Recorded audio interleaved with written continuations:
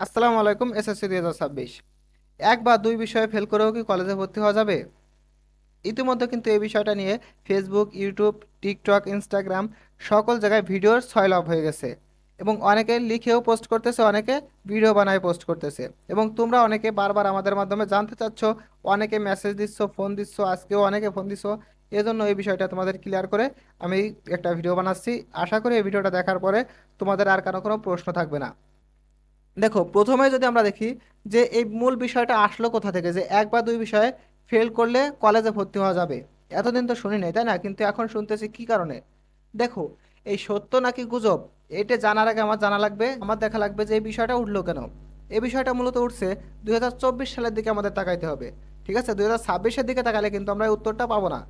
2024 সালে যখন আওয়ামী লীগ সরকার ছিল, তারা যখন পড়ে যায়, আওয়ামী লীগ সরকার যখন পড়ে যায়, অর্থাৎ ক্ষমতাচ্যুত হয় তার 2 মাস আগে, 2 মাস আগে, স্বাভাবিকভাবে 2 মাস আগে তারা এটা প্রকাশ করে, তারা সংসদে পাশ করে যে 2026 ব্যাচ থেকে, 2026 সাল থেকে আমরা এসএসসিদের যাদের দুই বিষয়ে ফেল আছে, ঠিক আছে, এসএসসিতে যাদের দুই বিষয়ে ফেল আছে তাদেরকে আমরা কলেজ ভর্তির সুযোগ দিব।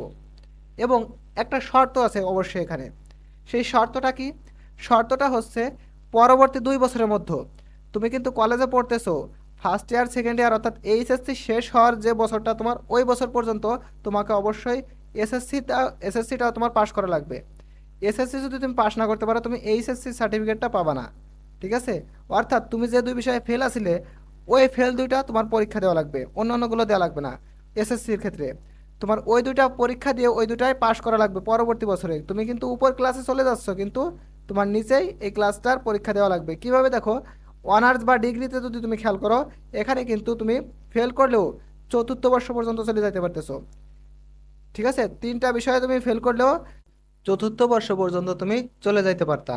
এবং তোমার যে প্রথম বর্ষ বলো, দ্বিতীয় বর্ষ বলো বা তৃতীয় বর্ষ বলো, তোমার যদি যে সাবজেক্টগুলোয় ফেল ছিল, তুমি সেই সাবজেক্টগুলোয় পরবর্তী বছরগুলোতে তুমি 3 বছর 4 বছর চেষ্টা করতে পারতা, পরীক্ষা দিতে পারতা। অর্থাৎ চতুর্থ বর্ষ তোমার শেষ হওয়ার আগ পর্যন্ত তুমি পরীক্ষা দিতে পারতা। ফেল করা সাবজেক্টগুলোয় তুমি পাশ করলে তুমি সেটা বাইচে গেলা। ঠিক আছে, তোমার আর পরীক্ষা দেওয়া লাগলো না, কিন্তু তুমি ফেল করেও উপর ক্লাসে যাইতে পারতা। এটাই ঠিক হুবহু তারা করতে চাইছিল কিসে, তারা করতে চাইছিল এসএসসি 2026-দের। কোন সরকার? আওয়ামী লীগ সরকার। ঠিক আছে, তারা চালু করতে চেয়েছিল, কিন্তু তারা হঠাৎ পড়ে যায়। পড়ে যাওয়ার পরে এটা কিন্তু গেজেটেড আকারে নতুন যে সরকার আসছে, অন্তর্বর্তীকালীন সরকার এবং বিএনপি সরকার, এরা কারোই কিন্তু গেজেটেড আকারে এটা পাশ করেনি। ঠিক আছে, আওয়ামী লীগ সরকার থাকলে 100% এবছর দুই বিষয়ে ফেল করলেও তোমরা ভর্তি হইতে পারতা। এটা কিন্তু আমি আবার কোনো দল টেনে বলতেছি না, অর্থাৎ আমি এখানে কোনো রাজনৈতিক ইস্যু এখানে আলোচনা করতেছি না। তারা যেহেতু আওয়ামী লীগ সরকার যেহেতু এটা পাশ করেছিল, তার মানে তারা থাকলে এটা নিজেরা যেহেতু পাশ করেছে, এটা চালু হইতো। আমি এই অনুযায়ী বলেছি, কারণ নিজেরা একটা জিনিস পাশ করে সেটা করবে না, এটা হয় না। ঠিক আছে, এখন তারা গেজেটেড আকারে যেহেতু প্রকাশ করেনি, বিএনপি সরকার বলো বা অন্তর্বর্তীকালীন সরকার বলো, গেজেটেড আকারে যেহেতু প্রকাশ করেনি, তার মানে তোমরা দুই সাবজেক্টে ফেল নিয়ে ভর্তি হতে পারবা না। ঠিক আছে, তবে এক ধরনের স্টুডেন্ট ভর্তি হতে পারবা, কারণ আমি ভিডিও শেষের দিকে বলছি তোমরা দুই বিষয়ে ফেল করে বা এক বিষয়ে ফেল করেও তোমরা ভর্তি হইতে পারবা না। ঠিক আছে, এখন আসো, তাহলে আমি বললাম কেন যে আবার এক ধরনের স্টুডেন্ট পারবা? তারা কারা? যাদের ফোর সাবজেক্টে ফেল আছে, যাদের ফোর সাবজেক্টে ফেল আছে তারা ভর্তি হইতে পারবা। ঠিক আছে, তারা কলেজে ভর্তি হইতে পারবা, কিন্তু ফোর সাবজেক্ট বাদে যাদের অন্যান্য সাবজেক্টে ফেল আছে তারা কোনো মতে কলেজে ভর্তি হইতে পারবা না। ঠিক আছে, তাহলে এটা কি সম্পূর্ণ একটা গুজব? তারা কি কারণে বলছে? তারা সম্পূর্ণ 2024 সালে যে পাশ হয়েছিল, আওয়ামী লীগ সরকার পাশ করছিল, সেই অনুযায়ী বলতেছে। কিন্তু নতুন সরকার কি আপডেট দিছে, এটা নিয়ে এগোইছে কিনা, কোনো গেজেট প্রকাশ পেয়েছে কিনা, এটা কিন্তু তারা কেউ দেখেনি। সম্পূর্ণ ভিউর জন্য তারা পুরনো নিউজটা চালাই দিচ্ছে। ঠিক আছে, আমি সব সময় চেষ্টা করি তোমাদের 100% সঠিক নিউজটা দেওয়ার। তারপরেও দেখি অনেকের সাথে আমার কমেন্টে অনেকে আমাকে ভুলভাল বলো, কারণ আমি সব সময় তোমাদের সঠিক নিউজটা দেওয়ার চেষ্টা করি, তাতে অন্যর ভিডিওর সাথে আমার ভিডিও কথাগুলো মিল নাও থাকতে পারে।